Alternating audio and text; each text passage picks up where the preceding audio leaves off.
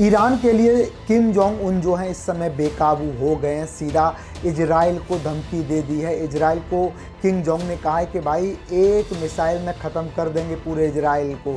दोस्तों, भले ही अमेरिका और इजराइल ने मिलकर ईरान के सुप्रीम लीडर खामनेई का खात्मा तो कर दिया, लेकिन खामनेई के खात्मे के बाद पूरी दुनिया ने तीसरे विश्व युद्ध की आहट को महसूस कर लिया है। और भले ही ईरान के पक्ष में ज़्यादा देशों की संख्या ना हो, लेकिन ईरान के साथ जो देश हैं वो बेहद ताकतवर और दुनिया के सबसे खतरनाक देशों में पहले नंबर पर आते हैं। दुनिया के किसी भी युद्ध को अपने पक्ष में लाने का मापदा रखते हैं, वो ताकत रखते हैं। पहला है चीन, दूसरा है रूस और तीसरा है उत्तर कोरिया। तीनों ही देश परमाणु संपन्न देश हैं और तीनों ही देश तबाही का पहला नाम है। ईरान का सपोर्टर सनकी है, यानी उत्तर कोरिया के तानाशाह। किम जोंग का दिमाग कब घूम जाए, कब क्या कर दें, इसका कोई ठीक ठिकाना नहीं। इजराइल से लेकर अमेरिका तक इसी बात की खलबली है कि किम जोंग जो हैं अपनी नौसेना के परमाणु हथियारों को रेडी कर रहा है।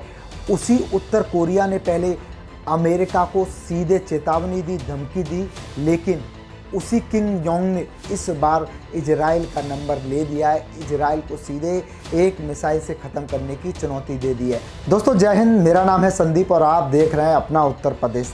आखिरकार क्या किम जोंग उन करने वाले हैं? कौन सी वो मिसाइल है जिससे इजराइल को मिटाने वाले हैं? आखिर ईरान के लिए किम जोंग उन जो हैं बेकाबू क्यों हो गए? देखिए वीडियो।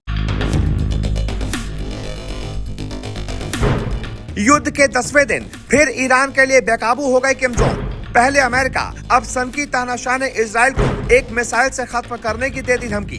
किम जोंग के बयान से खौफ में आ गई पूरी दुनिया।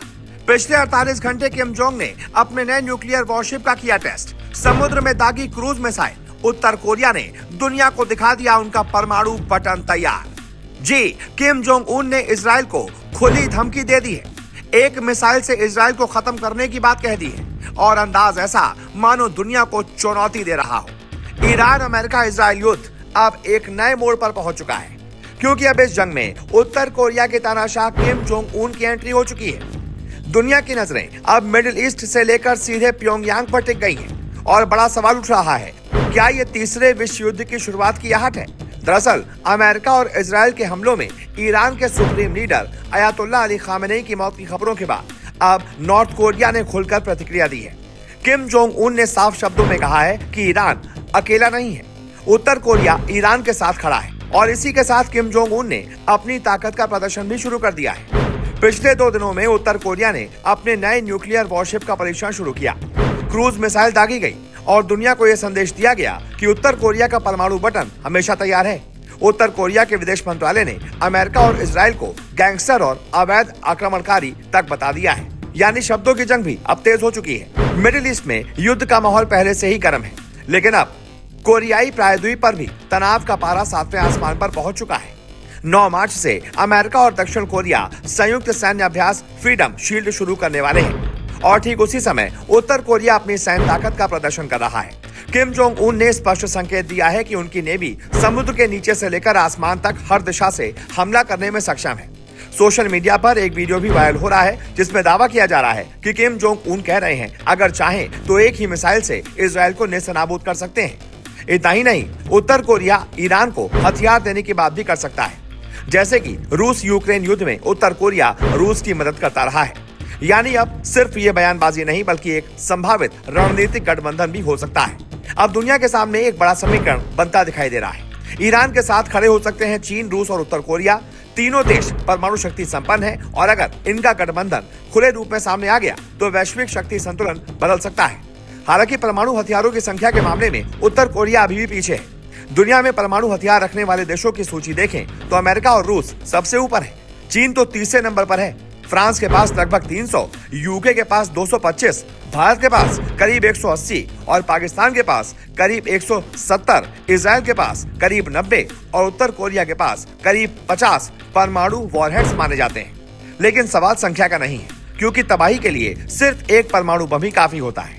एक परमाणु हमला हुआ तो उसके जवाब में दूसरा, तीसरा और चौथा हमला भी हो सकता है और यही कारण है कि दुनिया के विशेषज्ञ परमाणु युद्ध को लेकर हमेशा चेतावनी देते हैं। हालांकि अंतर्राष्ट्रीय विशेषज्ञों का कहना है कि फिलहाल तीसरे विश्व युद्ध की संभावना बहुत कम है, लेकिन किम जोंग उन अपने बयान और सैन्य परीक्षणों से दुनिया को लगातार संदेश दे रहे हैं। साफ कहा है कि अगर अमेरिका को लगता है कि वो दूसरे देशों की तरह उत्तर कोरिया पर भी दबाव डाल सकता है तो ये उसकी सबसे बड़ी भूल होगी, क्योंकि उत्तर कोरिया कोई कमजोर देश नहीं है और कोई भी उस पर कब्जा करने की कोशिश करेगा तो उसे भारी कीमत चुकानी पड़ेगी। यही वजह है कि अमेरिका से लेकर इजराइल तक किम जोंग उन की गतिविधियों पर नजर रखी जा रही है। उत्तर कोरिया की सरकारी agency Korean central news agency के मुताबिक किम जोंग उन ने हाल ही में 5000 टन वजनी एक नए विध्वंसक युद्धपोत का परीक्षण किया है। यह जहाज एंटी एयर और एंटी नेवल हथियारों से लैस है और इसमें परमाणु क्षमता वाली बैलिस्टिक और क्रूज मिसाइलें भी लगाई जा सकती हैं। यानी उत्तर कोरिया अब सिर्फ मिसाइल ही नहीं बल्कि अपनी नौसैनिक शक्ति भी तेजी से बढ़ा रहा है और यही वजह है कि मिडिल ईस्ट से लेकर कोरियाई प्रायद्वीप तक तनाव बढ़ता जा रहा है। सोशल मीडिया पर अब वर्ल्ड वॉर 3 ट्रेंड हो रहा है।